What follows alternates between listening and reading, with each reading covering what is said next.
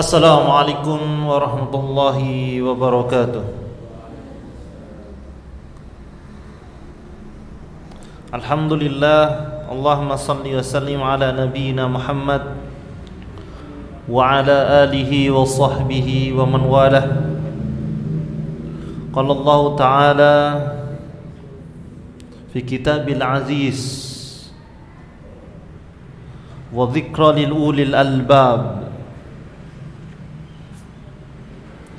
Wa qala an-nabiy sallallahu alaihi wasallam rufi'al qalam 'anis salasa 'anin na'im hatta yastayqidha wa 'anis sabiyyi hatta yahtalima wa 'anil majduni hatta ya'qila.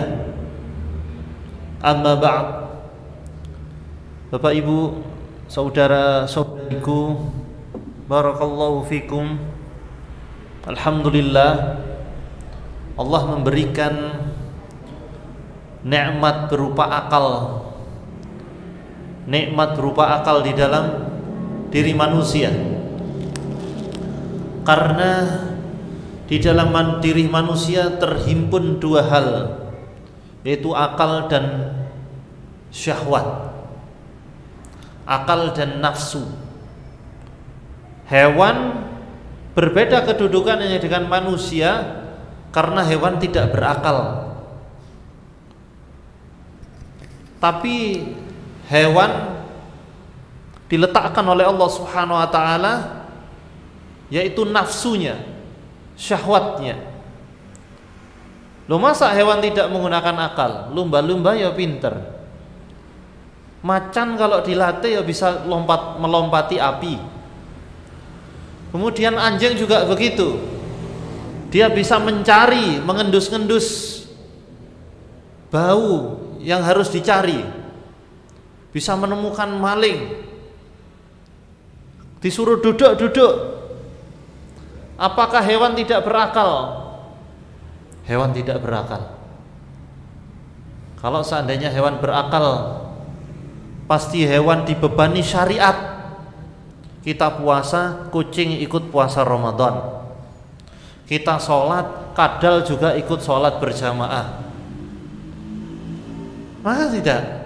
Sehingga pembebanan syariat itu dikenakan karena akalnya. Ya.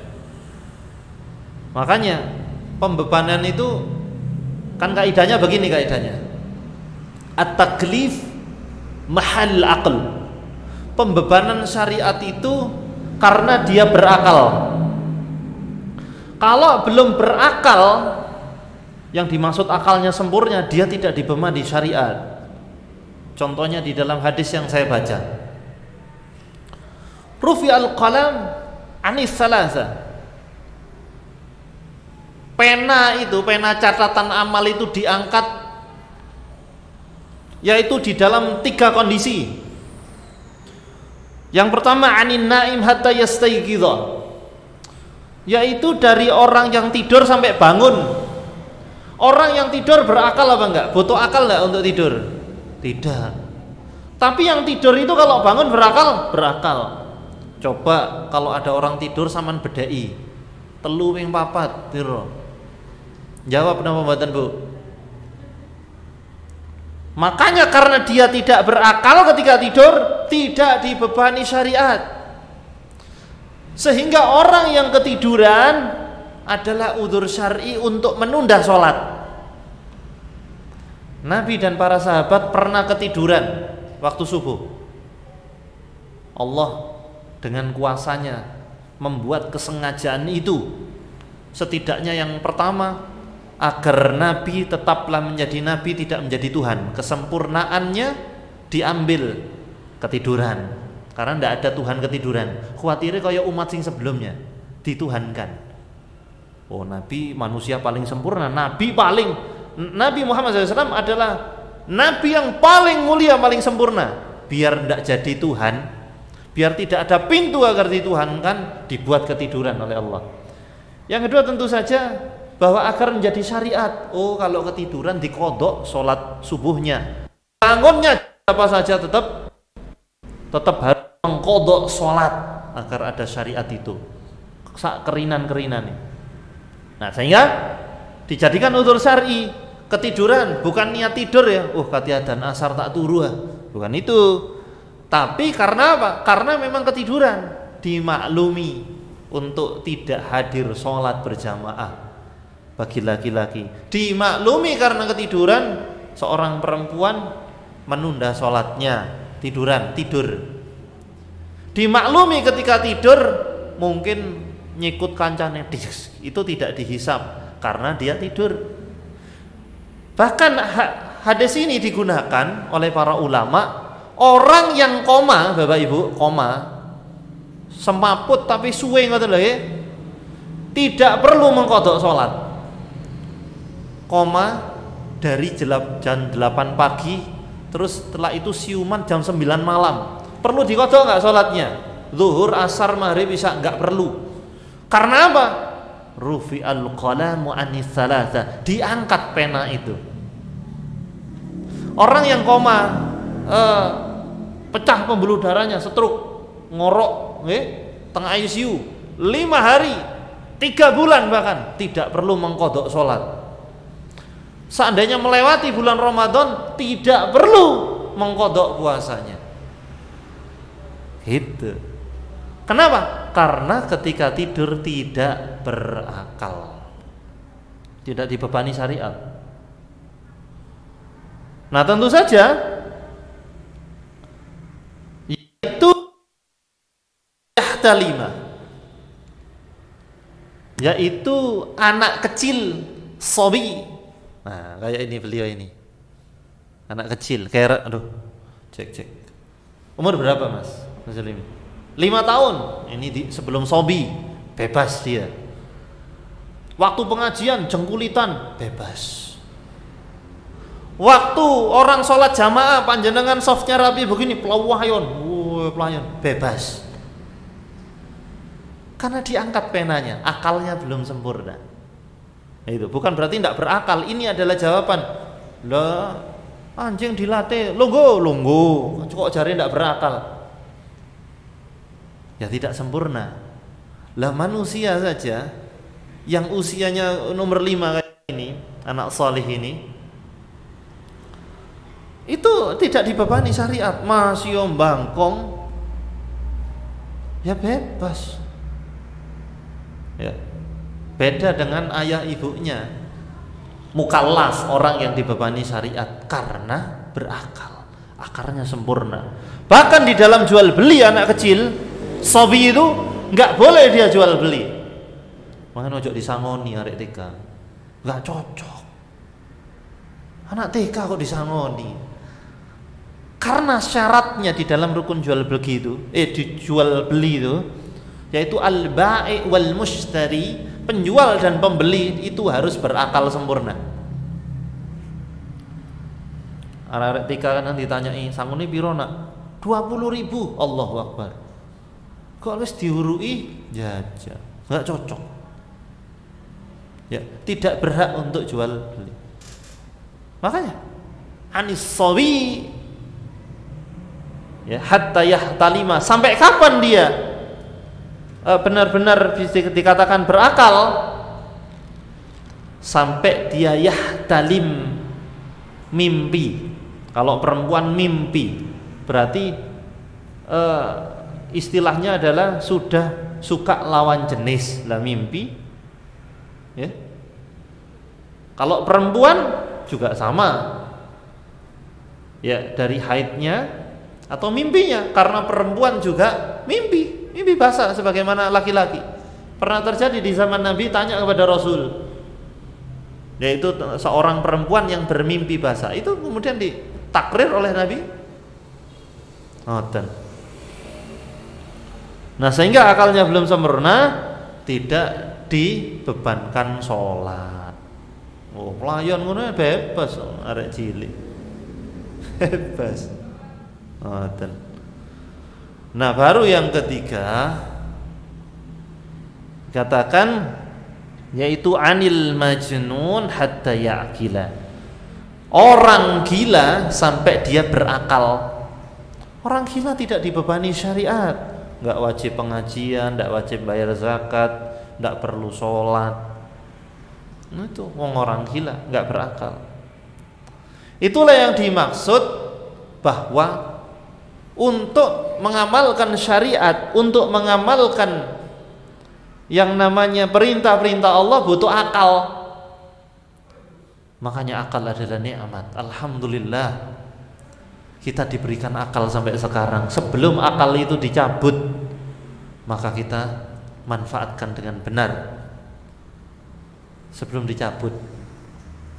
Nah, sehingga di dalam pembahasan ini di dalam kitab Min Akhlaqis Salaf wa min akhlaqihim rahimahumullah, di antara akhlak-akhlaknya, akhlak mulianya orang-orang saleh terdahulu rahimahumullah, ini pembahasan akal para salaf ini akan dibagi 2 sesi. Jadi pertemuan mendatang masih membahas ini bagian kedua, yaitu perkataan dari Qatadah rahimahullah ta'ala. Ini ulama besar, ulama salaf besar, Qatadah, pakar tafsir. Masya Allah, ini alim luar biasa. Wa kana Qatadah rahimahullah ta'ala, Qatadah rahimahullah ta'ala beliau mengatakan yaqulu ar-rijalu tsalasa. Beliau itu mengelompokkan laki-laki itu menjadi 3 macam. Udah bahas akal kok mau tiba-tiba rejal ya? Karena laki-laki identik dengan akalnya. Dia memimpin dengan kesempurnaan akalnya, bukan kesempurnaan muring-muringnya, baperannya, sensitifnya, bukan itu. Bukan kesempurnaan ngambulane. Kalau pendapatnya tidak diterima, ngambek, left crew, nggak datang lagi. Maka kata Qatadah rahimahullah ta'ala, laki-laki itu 3, ar-rijal salasa. Apa itu? Yang pertama adalah rajul, laki-laki. Nisfur rajul, setengah laki-laki. Wala syai', bukan laki-laki. 3 aja kelompoknya. Nisfur rajul itu gimana? Kita lihat penjelasannya. Saya ulangi, ada berapa laki-laki menurut Qatadah? Ada 3. Laki-laki, setengah laki-laki, bukan laki-laki sama sekali. Wala syai'. Maka kata beliau, farrajul, laki-laki itu, wa man kana lahu aql. Laki-laki adalah yang memiliki akal. Wa ra'yu, dia memiliki akal dan daya pikir yang sempurna. Daya pikirnya tajam, analisisnya tajam. Memiliki akal, wa ra'yu yantafi' bih, dan dia memanfaatkan akal dan pikirannya. Itu laki-laki itu. Laki-laki kok dapat masalah sedikit ndak iso mikir. Ya apa pemecahane? Mbah sepanang blutrek. Bukan laki-laki. Laki-laki itu yang daya pikirnya tajam, analisisnya kuat. Itu identik itu karena pemimpin. Kalau dia memimpin rumah tangga, istrinya dapat masalah, entah itu di pekerjaannya, dengan keluarganya, dicurhatin. Wah mboyo ndak ero aku, wegah aku mikir macam-macam ning pening-pening ini. Cok ngomong karo aku. Ini bukan laki-laki sejati. Laki-laki sejati itu membawa analisisnya dalam permasalahan dan memanfaatkan akalnya yang sempurna untuk memecahkan permasalahan. Laki-laki itu kan. Laki-laki sejati. Oh berarti kalau analisisnya bagus berarti dia harus S3 dong. Belum karuan. Yang S3 itu jadi pasien ruqyah, Pak. Yang katanya S3 profesor gitu. Jadi pasien ruqyah juga. Soalnya seneng muring-muring. Sehingga yang namanya amarah pasti akan menenggelamkan akal. Kok lanang kok ngamuan. Gak cocok. Laki-laki kok diblayer titik kudu nyalip, ndak cocok. Nggak cocok. Ada tuh karakter laki-laki di jalan sebagian. Kalau disalib nggak mau, loh nyalip aku, disalib, digundang, loh itu yang nyalip tadi karena kesusu nggak niat ngejak balapan. Di jalan akalnya kurang, di dalam rumah dia jadi anak akalnya kurang, jadi orang tua akalnya kurang, jadi suami akalnya kurang. Bagaimana mau memimpin? Karena pemimpin dan laki-laki itu dia memutuskan dengan akalnya, bukan dengan hawa nafsu, bukan dengan perasaan. Karena tidak mungkin memutuskan dengan perasaan. Ayo sama mau hakim memutuskan dengan perasaan, tidak ada yang dihukum.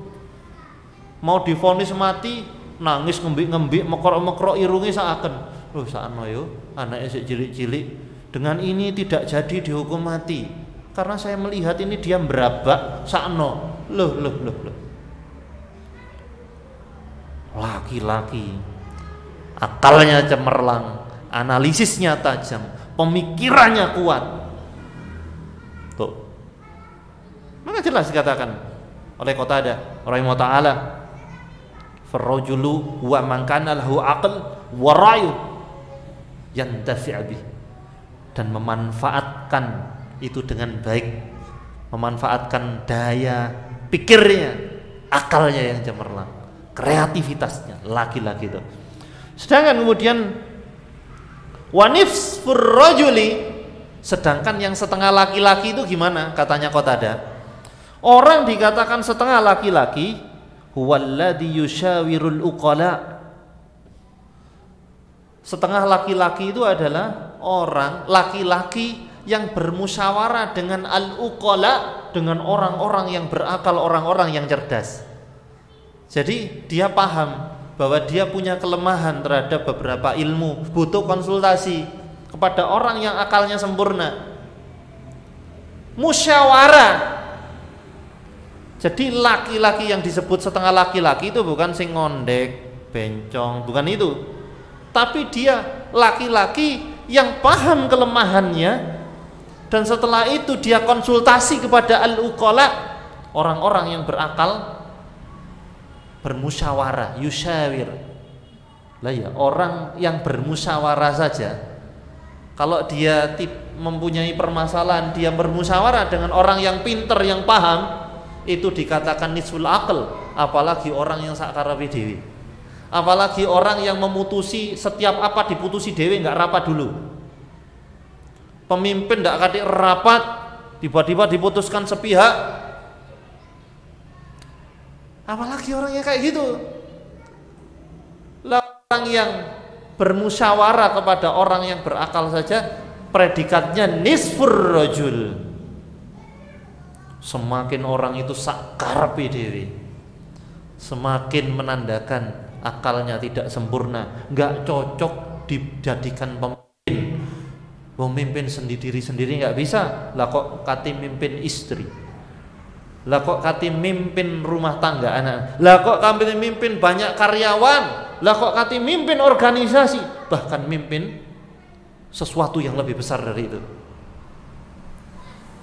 Karena memimpin identik akalnya yang luar biasa. Masya Allah. Itu yang dikatakan nisfur rajul yusyawir. Makanya kedudukan musyawarah ini maaf nisful akal, separuh akal itu bukan buruk ya, bukan buruk, ini kebaikan. Adalah orang yang memahami kapasitas dirinya, sehingga butuh yang namanya musyawarah, butuh yang namanya musyawarah. Karena memang musyawarah identik dengan kedudukan Islam seseorang. Itu musyawarah. Musyawarah di sila berapa musyawarah? Napa? 4 ya? Ya napa Bu bunyinya? Permusyawaratan gimana bunyinya? Lali Pancasila ya. Itu bahasa-bahasa di setiap sila itu itu masya Allah Islam banget itu. Bahasa mana? Musyawarah itu bahasa mana? Iya, syura kan? Itu bahasa mana? Bahasa Al-Quran. Bahasa Al-Quran, bahasa Arab. Ya, musyawarah. Para pemimpin-pemimpin kita, the founding father-nya Indonesia dulu, itu ingin ingin memasukkan roh Islam dalamnya. MPR apa singkatannya? Majelis Permusyawaratan Rakyat. Lah itu tiga-tiganya bahasa Arab semuanya. Majelis bahasa apa? Belanda? Bukan. Permusyawaratan, musyawarah, ada imbuhan pean. Rakyat bahasa apa? Bahasa Arab. Rakyat. Orang yang harus pimpin. Ra'in, pemimpin. Ra'in, kullukum ra'in wa kullukum mas'ulun anhu an ra'iyati. Ra'iyah, hadis. Setiap kalian adalah pemimpin dan setiap kalian akan dimintai pertanggungjawaban atas yang dipimpin. Ra'iyah. Ra'iyah itu yang dipimpin. Rakyat. Itu saja sudah bahasa Arab semuanya. Lah kok ada orang yang kait tangi wingi itu, kayak tangi kesoren, bilangnya anti Arab. Anti Arab apa anti Islam? Pertanyaannya. Nabi kita orang Arab, Al-Quran berbahasa Arab, di surga berbahasa Arab. Loh, sebenarnya anti Arab apa anti Islam? Ya, maka kita tahu musyawarah merupakan identitas seorang orang beriman. Apa hukumnya musyawarah?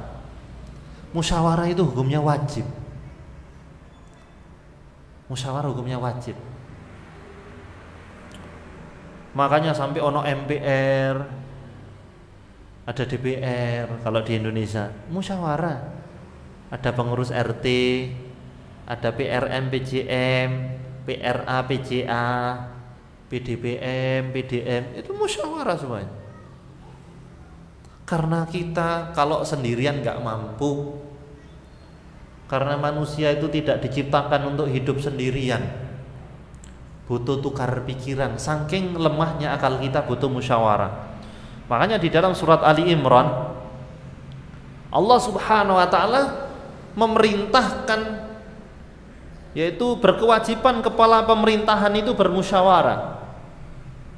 Ali Imran ayat 159, Allah berfirman, wa yusyawirhum fil amr, bermusyawaralah dengan mereka dalam urusan itu. Al-amr itu urusan tersebut. Sehingga kalau ada sebuah urusan permasalahan, tidak boleh diputusi dewe. Yang layak memutuskan keputusannya sendiri itu hanya Allah Subhanahu wa ta'ala. Wa huwa ala kulli syai'in qadir.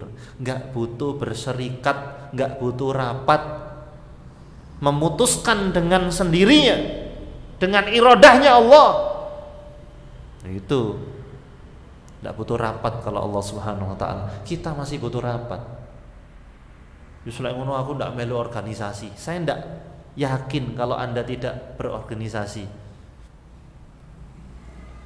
Memangnya nanti tinggal di mana? Ndak ikut kumpulan RT dah. Ibu-ibu ndak ikut WKK, tetap kita kemana-mana berorganisasi. Wah, aku ndak melu PKK Ustaz, tuh kan pengurus RT. Lah sampean panjenengan jagongan, itu yang musyawarah. Ya, setiap pagi ketemuan dek Melijo, itu ya komunitas Melijo, ya musyawarah. Ya apa iki parine kok munda, itu kan musyawarah. Loh, nggak bisa lepas dia. Habis belanja masuk rumah, ada keluarga, musyawarah juga.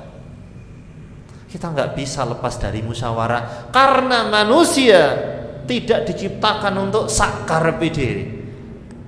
Hanya Allah yang boleh sakarepe dhewe, yang layak.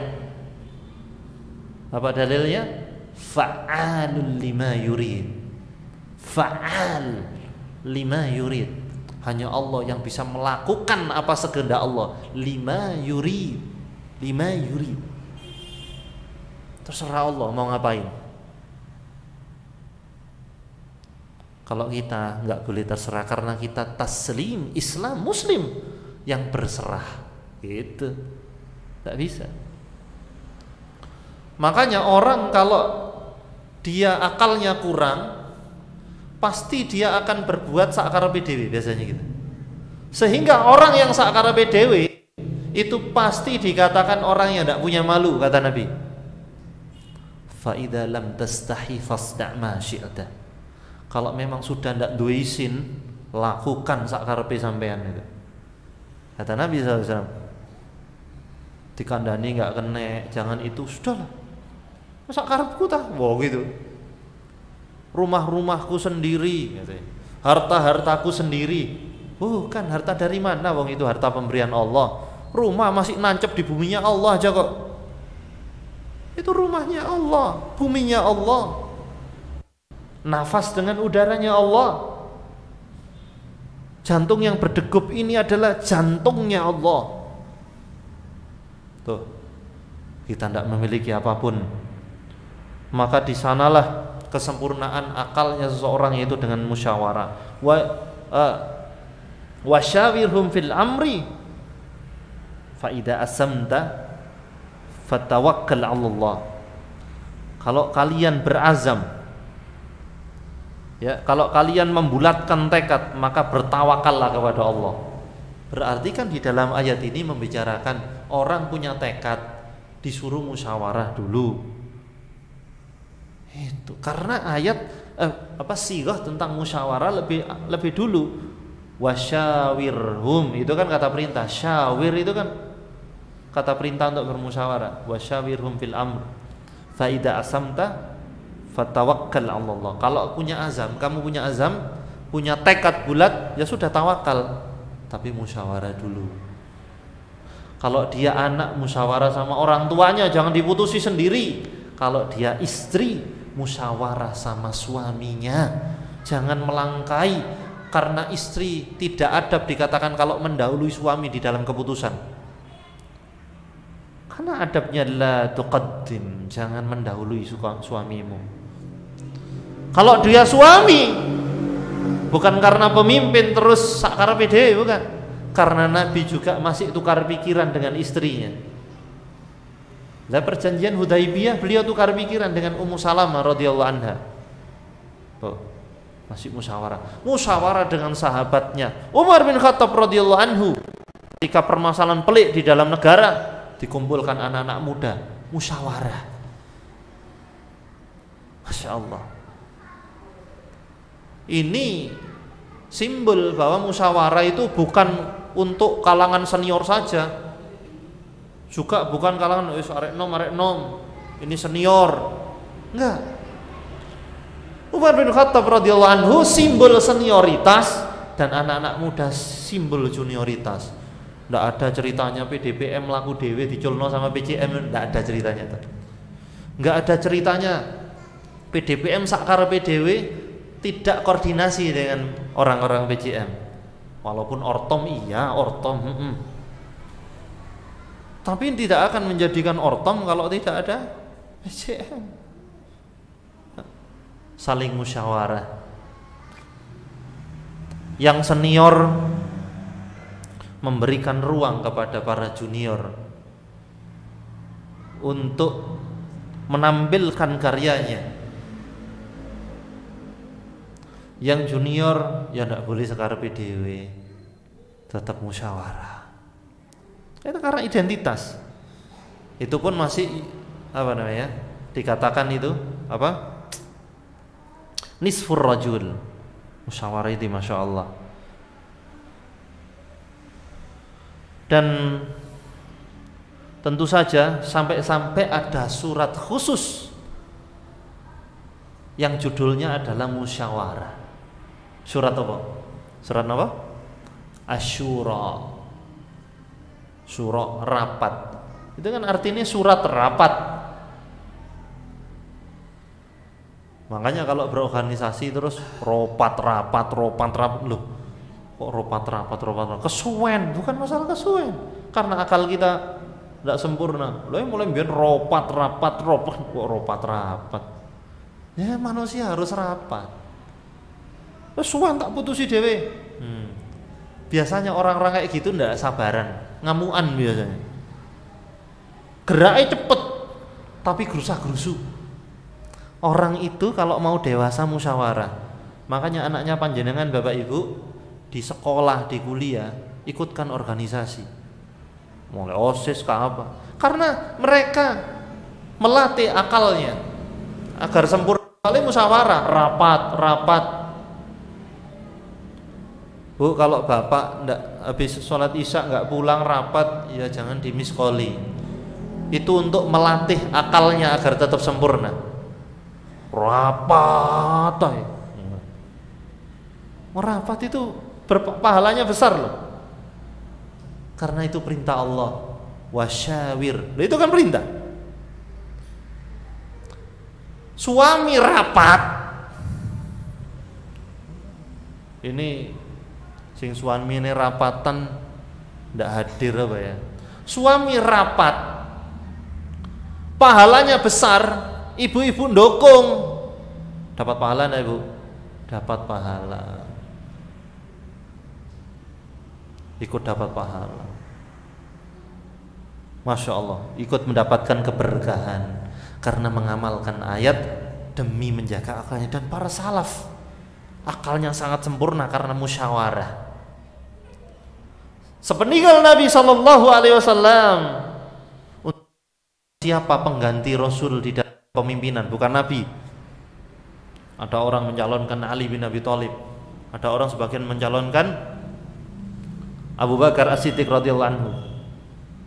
Musyawarah. Akhirnya dari musyawarah itu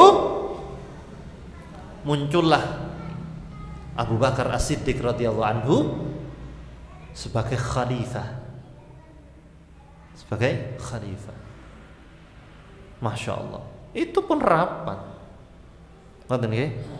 Rapat itu berpahala. Makanya kadang-kadang orang itu dijak rapat rasa-rasen, dia tidak paham bahwa rapat itu berpahalanya besar. Masya Allah rapat itu. Itu musyawarah. Apa namanya dikatakan?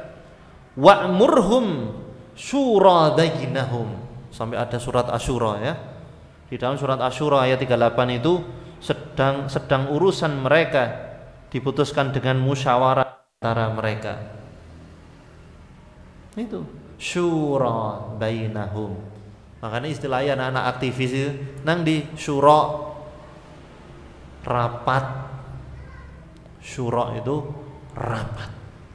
Tingamalkan perintahnya Allah Subhanahu wa taala. Bahkan jamaah barakallahu fikum. Ya, syura merupakan sebuah identitas di antara dalil-dalil Asyura. Sungguh Rasulullah SAW telah merealisasikan musyawarah ini sebagai pondasi ngurus umat, pondasi dakwah, sebagai pengantar terhadap sunnahnya bermusyawarah bersama umat. Itu contohnya yang pertama, musyawarahnya Rasulullah Sallallahu Alaihi Wasallam waktu itu pada hari peperangan Badar, yaitu untuk bepergian menjumpai rombongan orang musyrik yang membawa barang-barang dagangan. Itu rapat Rasulullah, musyawarah perang Badar. Lah ya, urusan segenting perang Badar itu rapat Rasulullah. Allahu Akbar. Lah mana mungkin kita meremehkan perkara-perkara yang kecil diputusi dewi. Musyawarahnya Rasulullah SAW yang kedua dengan sahabat beliau, yaitu juga untuk menentukan posisi mereka di perang Badar. Sampai di dalam musyawarah itu ditentukan Al-Munzir bin Amr memberi isyarat untuk maju di depan kaum tuh. Musyawarah Rasul. Padahal Rasul itu bisa langsung tunjuk itu, kamu sana. Tapi Rasul ingin menunjukkan, mengajarkan bahwa musyawarah itu penting. Karena Rasulullah kalau misalkan nunjuk orang itu patuh enggak? Pasti patuh.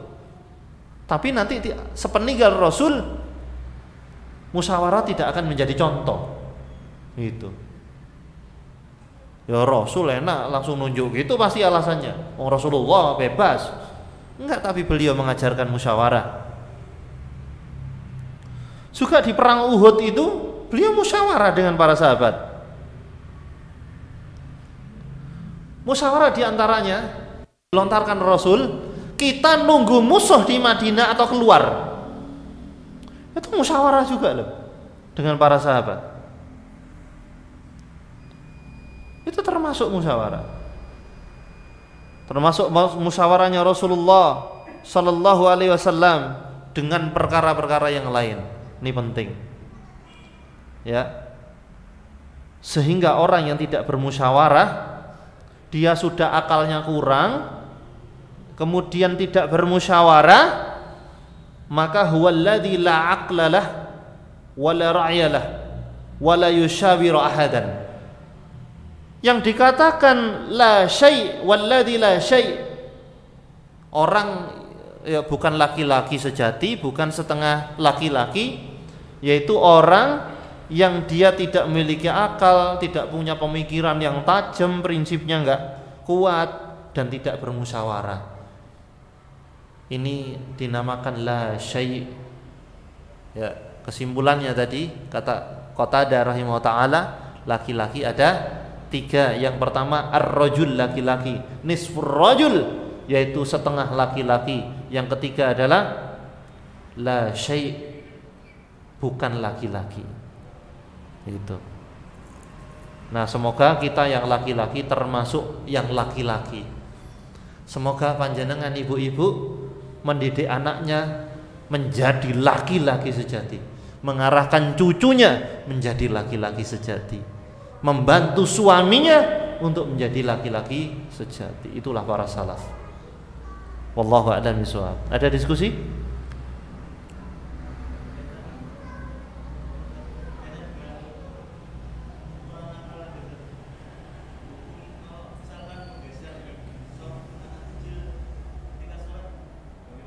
Menggeser soft anak kecil, tujuannya?